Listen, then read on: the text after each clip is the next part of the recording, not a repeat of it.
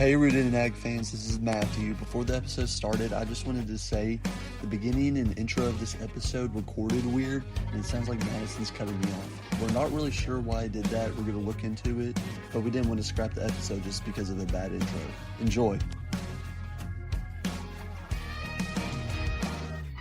Hey y'all, welcome back to another episode of the Rooted in Ag podcast. I'm here with Madison. Madison, how are you doing? Great. I'm excited to be back. How are you? Good. Countdown to Christmas is on. Y'all will be hearing this after Christmas, but it is the 21st, I think. 22nd. Oh my gosh. So yeah, Christmas is just about here. Any big plans for Christmas, No, Madison? not really. Just spending a lot of time with family and eating a lot of good food. Yep. You want to go ahead and introduce the question? So our question today is actually quite simple. It doesn't need a long explanation, but the first question is, what is your favorite vegetable? Man, it's a simple question, but it might be the hardest for me to answer so far. But if I had to pick one, I'd probably say corn. Okay. I like corn a lot. I raise corn, so it's I definitely like it. What My about favorite is cucumbers. Cucumbers are the best by far, and the worst is probably a tomato. Tomatoes are disgusting. Ooh, you're going to have some enemies after the tomato comment, including me. Alrighty, we're back, and we're excited to introduce our next guest to y'all for the 11th episode. We have Mr. Nick Sunshine Tokman. How are you doing, sir? Good, yourself? Doing pretty good. I'm super excited to get to hear from you. I've been keeping up with your story ever since you spoke at Kentucky's FFA convention. Cool, okay. Well, nope, thank you for having me. Oh, yes, sir. Speaking of the convention, you want to tell us a little bit about that, how you got into, FFA conventions? Because I feel like that's something maybe motivational speakers don't always go to, just because FFA, they feel like they have to have an agricultural background. Sure. Well, I originally I just wanted to speak, I left the show to speak to youth. So I think my first experience was with Skills USA National. That was my first big conference, and then I heard about FFA and all the other CTSOs, and I reached out. My first one was in Massachusetts, where I grew up, and I had my grandfather there and everything. That was cool. But then I started reaching out, and yeah, I went from Mass, I went to Florida, then Florida to Wyoming, then Iowa, then Kentucky, then Wisconsin, South Carolina. So yeah, I've made a good run with that. But no, it's a great student leadership group. I mean, seriously, you guys, I have so much respect for you. I mean, you're very you're set up for success. You're very smart. You're very driven. At the same time, you're very humble, and I respect that. Thank you. Yeah. Did you say your grandfather was in FFA?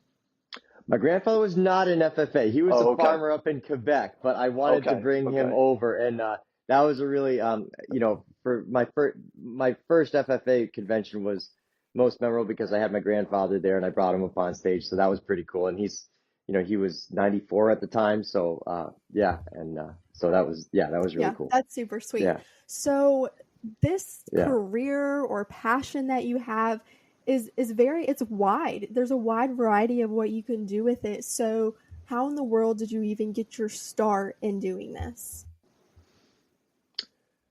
Well, I didn't think I'd make it as a career. I just started doing it as a way of giving back while I was on the show. I spoke at my old high school, and then I just started branching out into the schools, in the area. Originally, I was doing it to prevent like students ending up in a bad spot in life, like some of the people I grew up with.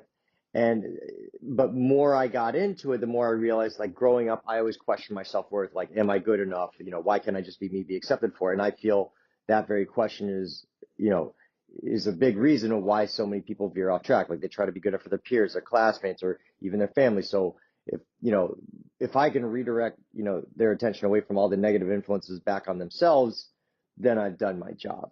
And that's why I do what I do. And yeah, but again, I never thought I'd make it a career, but it's just where life takes you, and I feel this is very fulfilling.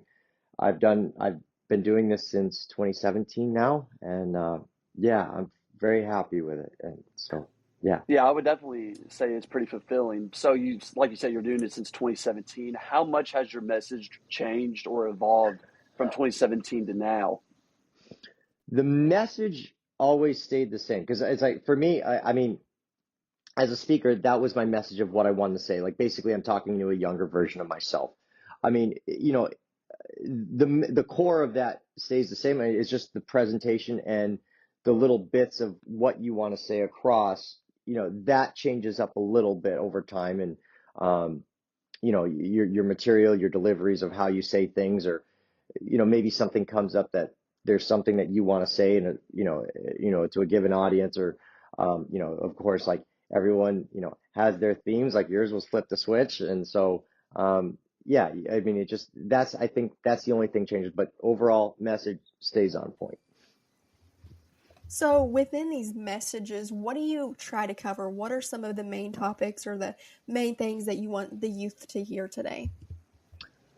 And background, real quick, I was at the session that you spoke at. I got to hear your message. Oh, I think Madison's chapter wasn't there yet, or they just didn't okay. go to Yeah. that session. So Yeah. I've heard it, and I was trying to explain it to her, but I feel like you're the best person to Yep. explain what exactly you talked about.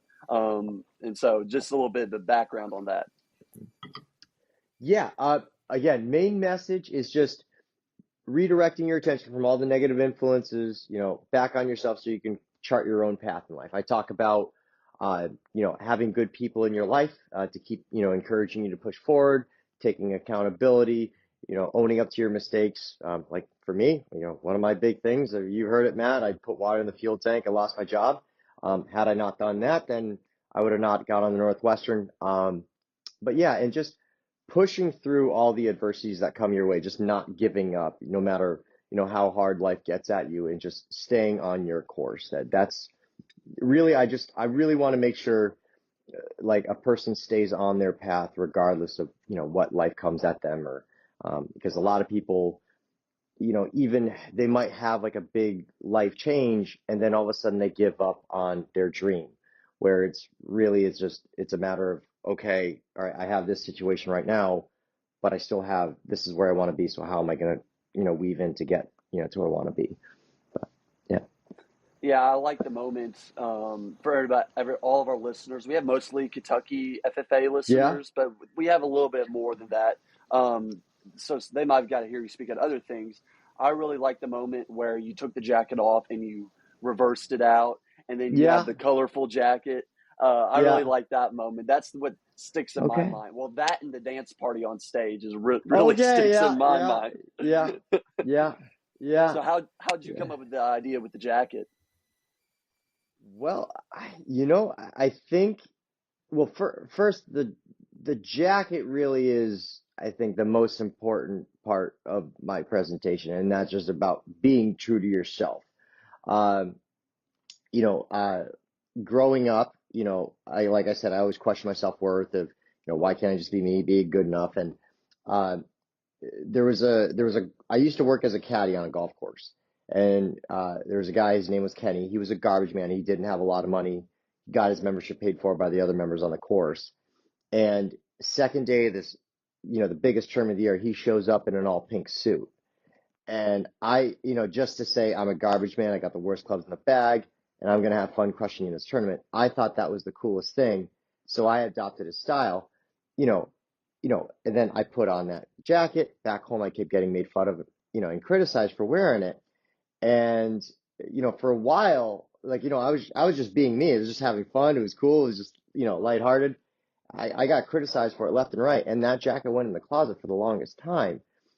When I started, speaking again, that jacket wasn't part of my speech yet, and I just said, you know what? Just something called to me. I was like, no, I want to wear this jacket again, and I just started speaking, but there was no message like what you heard at Kentucky FFA, and I kept doing it more and more, and then all of a sudden, just I went to one, like a it was like a speech coaching conference or whatnot. Her name was Victoria LeBom, and it just came to me. I'm like, whoa, oh my God, this is why, why I'm doing what I'm doing, and it just hit home, and that's how the jacket came about from the story. Yeah.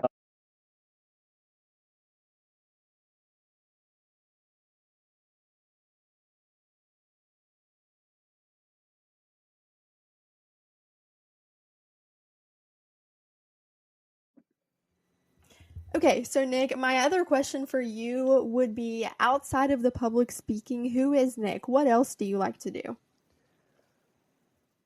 I'm very, very simple. On a typical day, most days I get up at 3 in the morning. Yeah, I will go outside. Uh, at that time, there's not a whole lot of people out and about. I might say hi to some rabbits and possums as I'm walking. I come back in, I meditate, write what I'm grateful for. I'll go for a run. So I enjoy running. Um, I was writing a book. I have about 2,400 pages handwritten. Um, I was writing for an hour and a half a day. I put that off on a pause because my business is expanding. So I'm looking to hire someone. So, once I get that person filled in, then I'll have so much more other time. Um, I love Nerf wars. Uh, I have the Nerf Rival collection. I have over 2,000 rounds. Uh, and I have people come over. I have these Nerf Percy's. They shoot 8 rounds a second. I have like 2,000 rounds. So balls are flying all over the place. I have about 6 of those, like 12 pistols. Um, let's see. I like running, um, writing. I like to sing. I am not the best.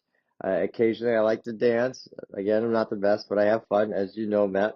And yeah, I enjoy, and as much time as I can, I enjoy hanging out with my family and friends. And so, yeah, and looking to I'm looking to try to get as much time as I can for that. That's awesome. If I'm ever in Massachusetts, I know who I'm calling for a Nerf Give war. me a call. Give me a call. Absolutely. Oh Absolutely. my Yeah. gosh. Yeah. Yeah, you say you're a simple man, but I don't think that's simple. That's pretty extravagant. And it sounds like you live by joy and you try to portray that to others, so that's really important. I guess Yeah. I'll ask you if you could only say one sentence, a few words, or one little phrase, or have one last speaking event left, what would you really enforce to teenagers? What do you, if they don't hear anything from this podcast, what do you really want them to hear? Be true to yourself and make sure you're walking your path. That's it. That's a good one. I like it. Straight to the point. And that's like pretty much your message summarized. Just staying Yeah. true to yourself and being who you are. And Yeah.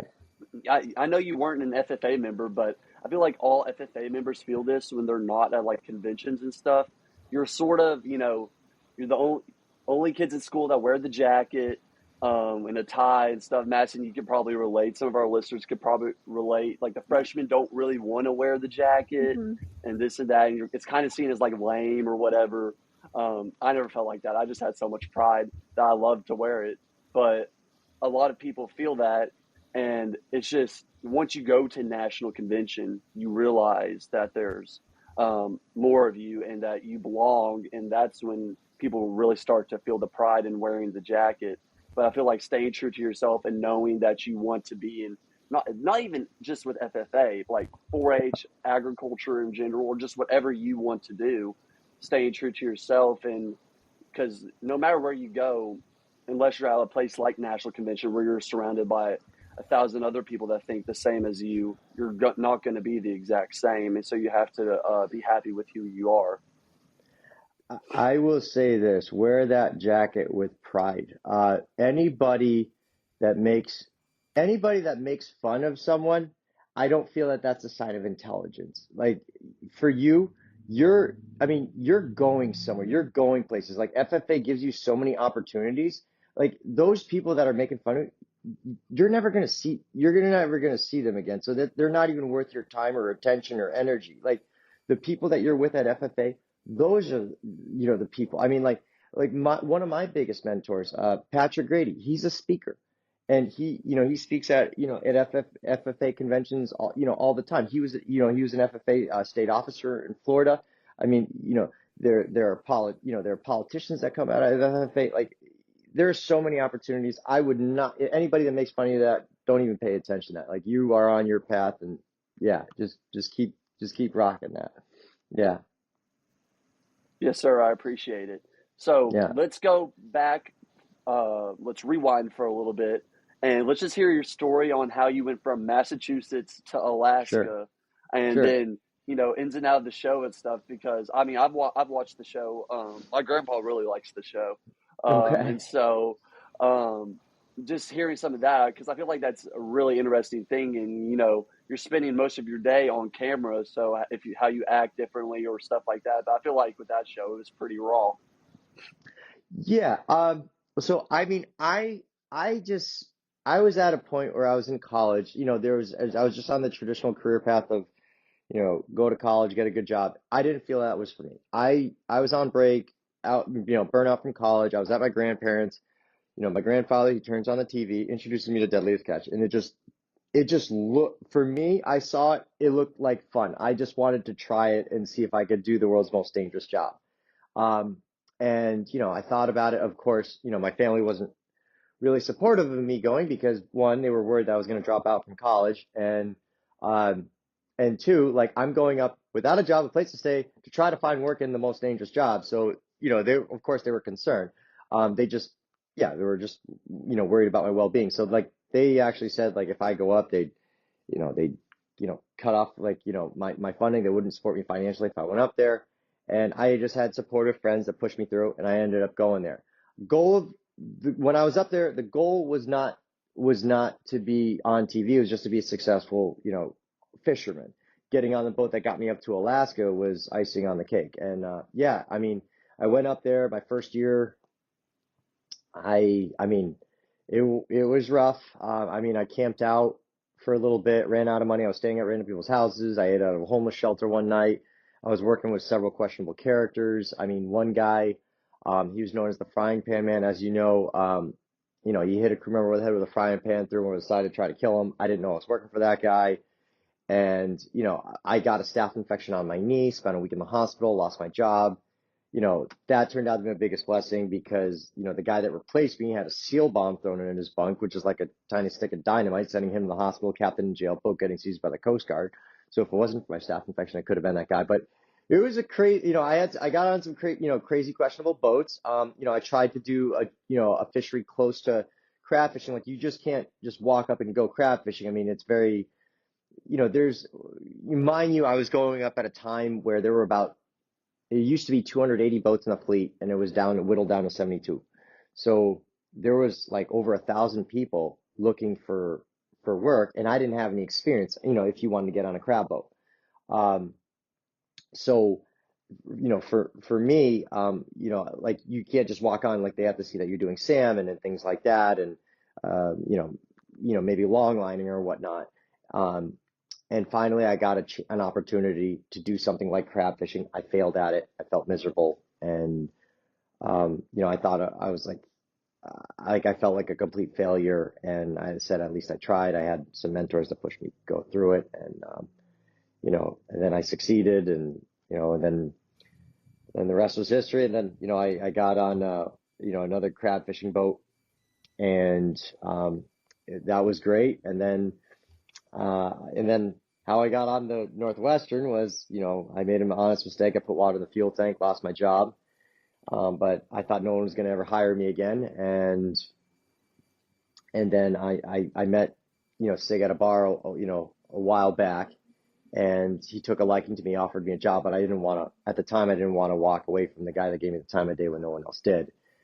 But I called him back up, and, long story short, he asked me why I wasn't working for my old former captain, and I told him I put water in the fuel tank. And long story short, I got the job because I owned up to it. And yeah, so that is just probably one of the craziest stories I've ever heard. Definitely the craziest story from one of our guests so far. And You talked about how you really enjoy us in the FFA because we stay humble, but, throughout the stories you've been telling, you've stayed extremely humble, and I just think that's one of the most important characteristics. So my next question is going to be, throughout that show and just throughout different things in your life, different jobs and such, what parts have you gotten to play in the agriculture industry?